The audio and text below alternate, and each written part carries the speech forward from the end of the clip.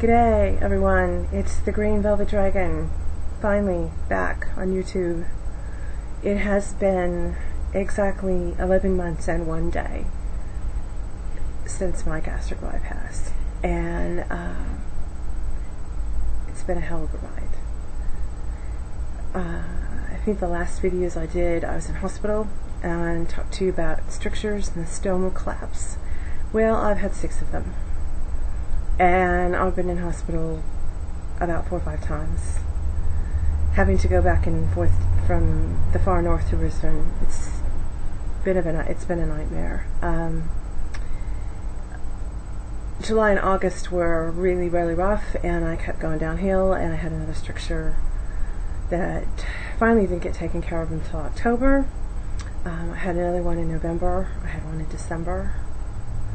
And I've just come back. I've been in home about 3 weeks, and I've been 4 weeks in hospital getting treatment.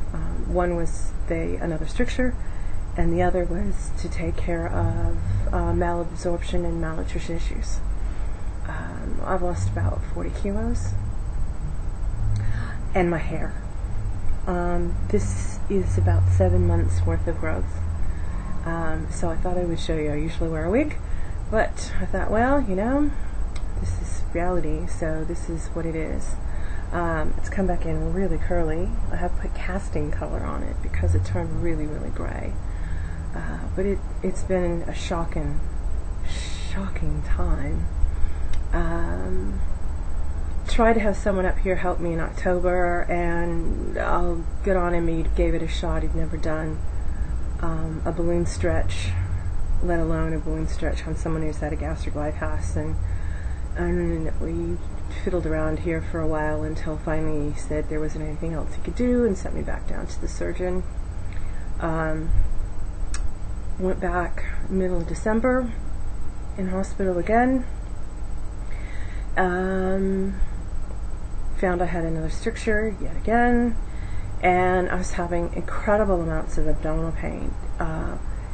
Knock you on the floor, want to die kind of abdominal pain, and it just got worse and worse and worse. And so finally I just said to him, I said, just go in and see what the deal is. And he found a lot of adhesions. That's where you get extra skin and scar tissue growing where you've had surgery.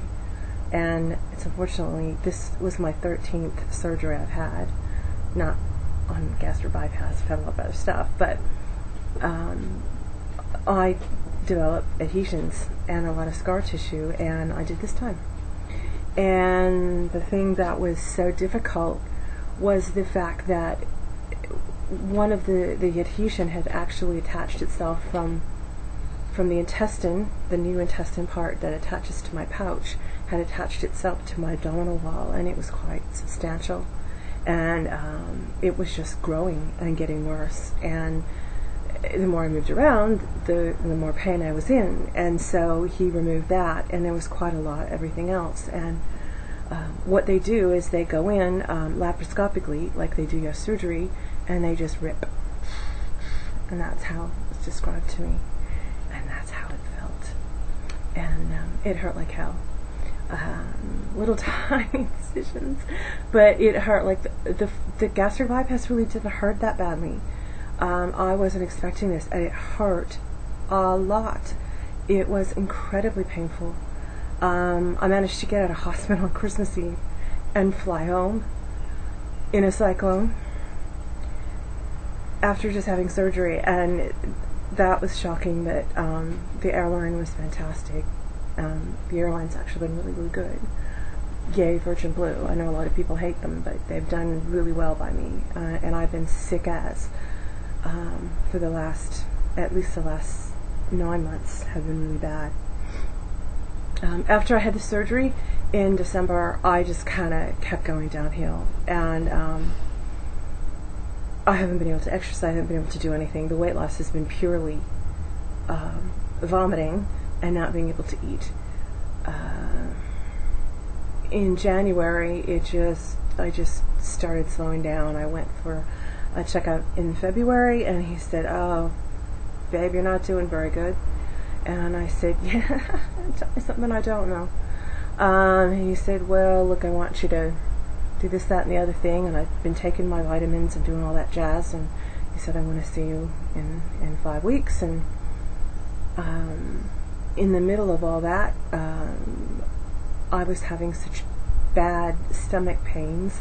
I was using my trusted hot water bottle with a very thick fuzzy cover on it, and because I had so much surgery, I couldn't really feel what was going on, and I ended up with 2nd-degree burns on my lower abdomen in 3 huge places that turned really nasty, and I ended up getting staph infection.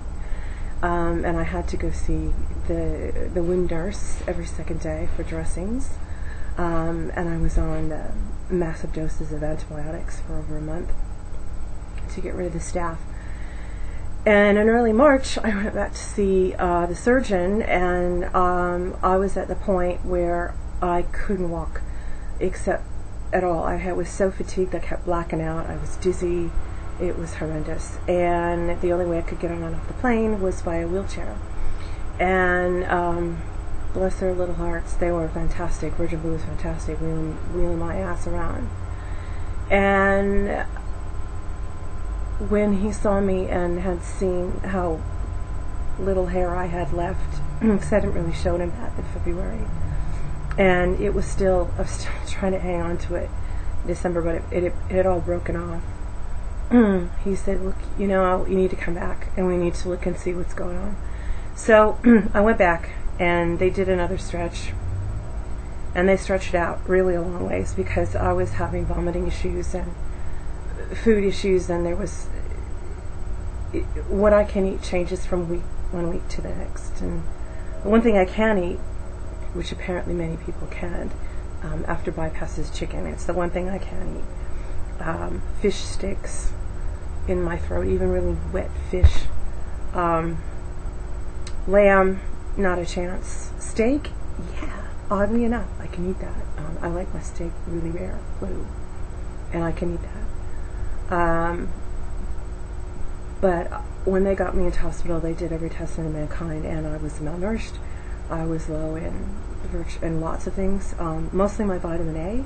And I hadn't realized that my vision had almost all but packed it in.